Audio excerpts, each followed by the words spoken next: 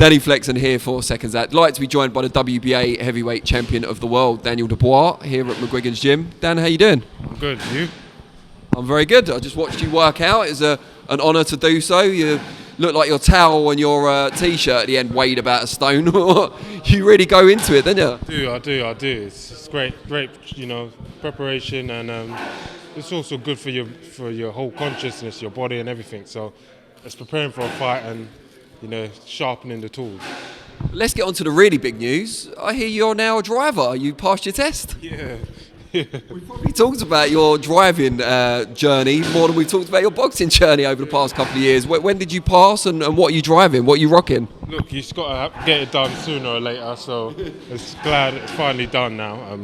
I've got that past me, that little hurdle, and shows I can, when I put my mind to it, I can do it.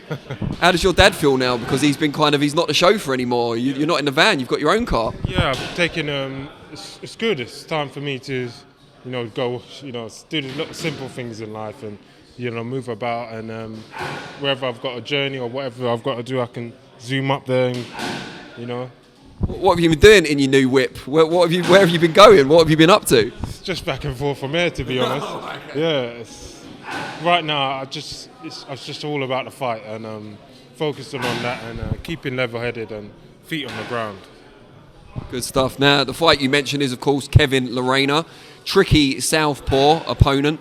Now, he wasn't the first opponent that was talked about. There was some discussion of it potentially being Dillian Whyte, but there was a problem with having two pay-per-view shows in close proximity. You're now on a pay-per-view show, but the one topped by Tyson Fury, Dereck Chisora. How do you feel about Lerena as an opponent after Whyte was apparently quite close? I'm ready for all of them. So, this guy Kevin Lerena, he's a good step, in the right direction. He's the next guy I've got in front of me, and I've got to take care of him and demolish him and take care of him in devastating fashion. So, it's all there for me. I'm looking at it like the heavyweight division is opening up, and there's this time for me to step forward, and it's now or never, and go for the big names. As I said, a tricky southpaw. I know you haven't had much southpaw opposition as a pro, but what about in the amateurs? A lot of experience there? Yeah, I sparred all the best guys out there, in the GB squad, and I don't think it'll be too much different. I'm not going in there, he's a southpaw. I've got to, change my game up. It's just, just some little things we've added, and just being explosive and just dynamic with my style and my boxing, and I'll take care of him. He can be a bit of a spoiler, Lerena, and we haven't really seen you against an opponent of that nature since Kevin Johnson. How do you think since then you've matured in terms of dealing with someone who can be a bit negative? I've come on bundles since then. It's with Kevin, it was a lack of experience, and I think that was my apprenticeship, that first part of my career, and I've done that, served my dues, and now it's time to go ahead and go in there and shine and show the world who I am. Tell us a few ways in which you feel you're different, improved from the Daniel Dubois we saw against Joe Joyce, for example. We've had a few fights since. You're a world champion now. What's changed? What's improved? Well, what's improved, you guys are going to see, but, this world title I've got, along with the opportunities that's ahead of me, and I'm maturing, and I'm getting older. I'm 25, so I feel like, I'm at my full strength now, my full power, and, once we get in there, you guys are going to see. And what's the focus on in the gym with Shane McGuigan? Because you've been together a while now, more than you've been with any other coach as a pro. What's he given you, or what does he continue to give you? He's lessons every day. Lessons every day. No days off here. It really is a grueling, session, training regime, and back and forth from the gym. I get fed off of it sometimes, but I know it's going there in the right place, and you got to put the weapons, you got to put in, what you get out, and this is, I'm surrounded by top fighters in there. I'm surrounded by, my sister Caroline, all the guys in here, we're all good, all young, hungry, want to be, they're all killers in there. So I've got to, keep my standards high. All killers, no filler. Shane seems to focus quite a lot, not just with you, but with all his fighters, on body mechanics, so putting your full leverage into every shot when you're ready for the knockout. How much has that changed you as a fighter, kind of putting your hips and your core into your big punches? it's going to serve me bundles. If you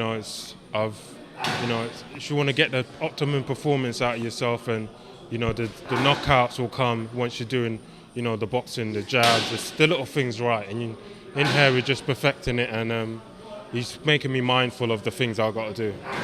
Now, being on the same card as Tyson Fury, he's someone at the very top of the heavyweight division, a potential future opponent. Does that give you any extra motivation in terms of putting on a performance, making a statement while he's there? Definitely, I want him next. All of these guys, I want him next. Fury, Chisora, Joshua, AJ, Dylan. I've got to perform, of course, and to handle this guy, properly. But I'm looking forward to shooting up there and getting in big fights myself. What do you make of Fury Chisora, the third fight as a contest?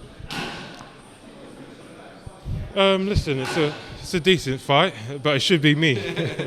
You should be the main event. It should be me, really, but it's a decent fight. Chisora is an old warrior, isn't he? And after all he's been through, he's still up there.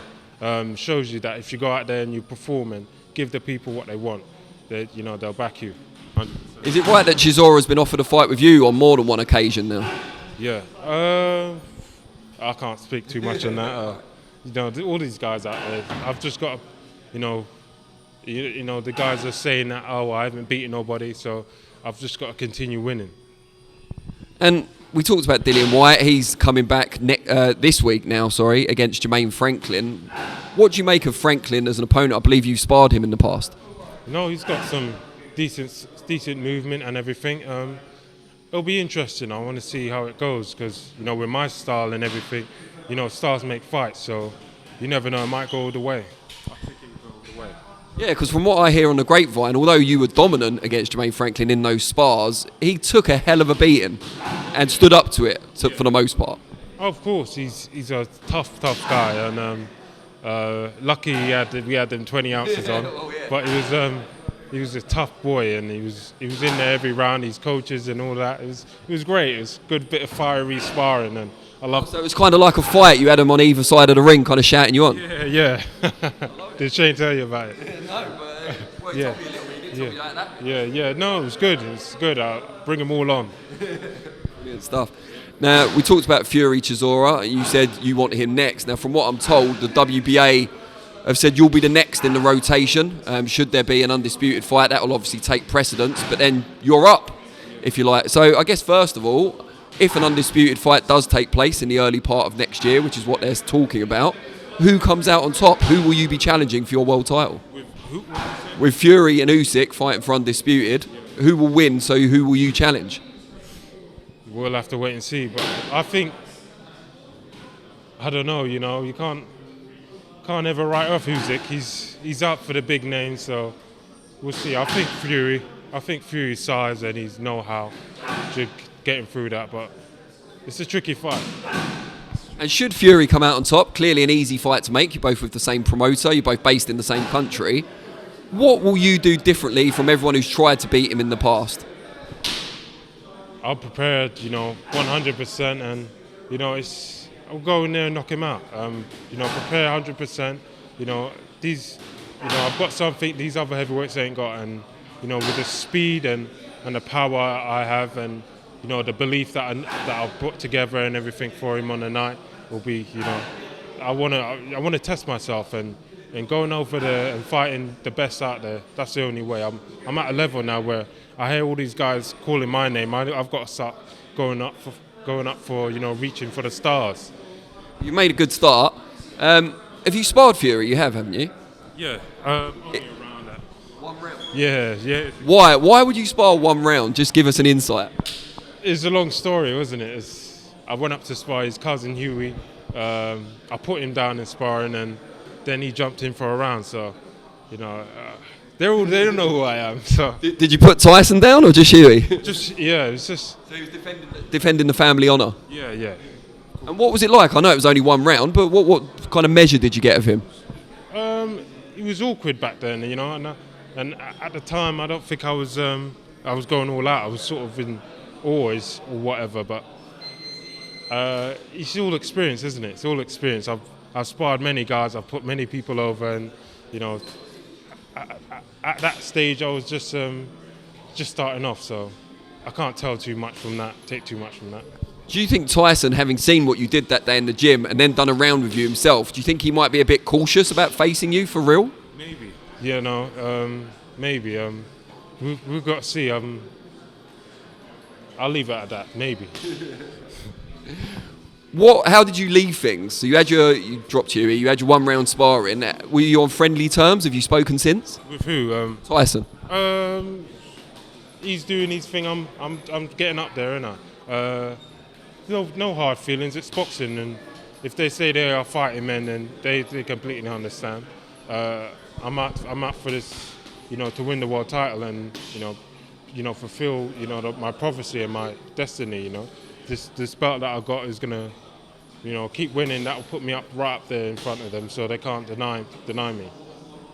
Now, before I let you go, I said earlier you've been here with Shane for longer than you've been with any of your other pro coaches. You also moved around a lot as an amateur to different clubs. What is it about either your bond with Shane, the other fighters here, whatever it is, what has kept you here so long committed to this gym? I think it's a good gym. Like I said, it's got loads of hungry fighters in there. The knowledge from Barry, McGuigan and Shane is second to none, really. I think it's, they've got the experience of big title fights, going the distance. They're warriors. And especially Barry, he's still ready to go. Apart from Barry and Shane, who's your favourite gym mate? Who are you closest to or have the most banter with in the gym? Everyone, mate. I don't mind you not picking winners of fights, but you got to get off the fence for this. Come on. I don't ever side with one person. I'm not like that. I take them as they come, and I want to feel everyone's spirit, everyone's energy. So, who's the funniest? Hey, funniest. Yeah. Who makes you laugh? We're all in there so serious. So, fuck. Nah, I don't know. Nah. Fair enough. Dan, it's been an absolute pleasure, and I'll see you soon. Good to catch up. And you, mate.